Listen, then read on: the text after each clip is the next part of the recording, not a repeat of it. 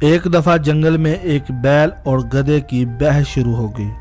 بیل کا کہنا تھا آسمان کا رنگ نیلا ہوتا ہے، جبکہ گدھے کا اصرار تھا کہ آسمان کا رنگ سرخ ہوتا ہے۔ یہ بحث اتنی زیادہ چلی کہ دونوں آپس میں لڑ پڑے اور لڑتے لڑتے بے ہوش ہو گئے۔ جب اٹھے تو دونوں نے فیصلہ کیا، یہ ہماری بحث بہت طویل ہو چکی ہے اور لڑائی بھی بہت زیادہ۔ ہم ایسا کرتے ہیں، اپنا مقدمہ شیر کے پاس لے جاتے ہیں۔ وہ ہمارا بادشاہ ہے اور وہ میری بات بھی سنے گا اور تمہاری بات بھی سنے گا، اور جو سچ ہوگا اس کی تصدیق کرے گا اور جو جھوٹ ہوگا اس کو سزا دے گا۔ وہ دونوں شیر کے پاس چلے گئے۔ بیل نے کہا، بادشاہ سلامت، میں اسے کہہ رہا ہوں آسمان نیلے رنگ کا ہوتا ہے، بٹ اس کا اصرار ہے کہ آسمان سرخ رنگ کا ہوتا ہے۔ آپ خود بتائیں، آسمان کا رنگ نیلا ہوتا ہے یا سرخ ہوتا ہے؟ سننے کے بعد بادشاہ سلامت نے کہا، ذرا قریب آؤ۔ بیل چلتے چلتے بادشاہ سلامت کے قریب پہنچا۔ جو ہی بیل بادشاہ سلامت کے قریب پہنچا تو بادشاہ نے اس کو دبوچ لیا اور پھینٹا لگانا شروع کر دیا۔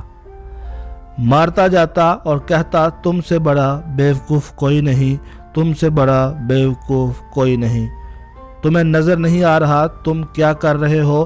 تم سارا دن لڑتے رہے۔ بیل نیچے پڑا ہوا اور شیر صاحب اوپر بیٹھ کر پھینٹا لگا رہے تھے۔ بیل نے نیچے سے کہا، بادشاہ سلامت، آپ خود سمجھدار آدمی ہیں، آپ روز آسمان کو دیکھتے ہیں، آسمان کا رنگ نیلا ہے۔ میں یہی کہہ رہا ہوں، آسمان کا رنگ نیلا ہے، آپ مجھے ہی پھینٹا لگا رہے ہیں۔ شیر نے اوپر لیٹتے ہوئے کہکا لگایا اور کہا، تم کو سزا اس لیے مل رہی ہے کہ تم کھوتے کے ساتھ بحث کر رہے ہو۔ تم سے بڑا بیوقوف کوئی نہیں جو اس کھوتے کے ساتھ بحث کر رہا ہے، جو اس کھوتے کو منوانے کی کوشش کر رہا ہے۔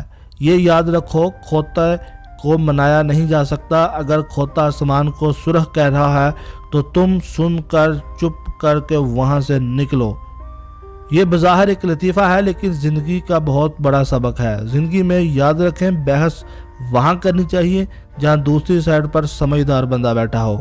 اگر دوسری سائیڈ پر کھوتا بیٹھا ہے تو وہ اپنی بات پر اڑ رہا ہوگا، تو آپ کے لیے بیسٹ سلوشن یہی ہے کہ کان لپیٹے اور وہاں سے چلے جائیں۔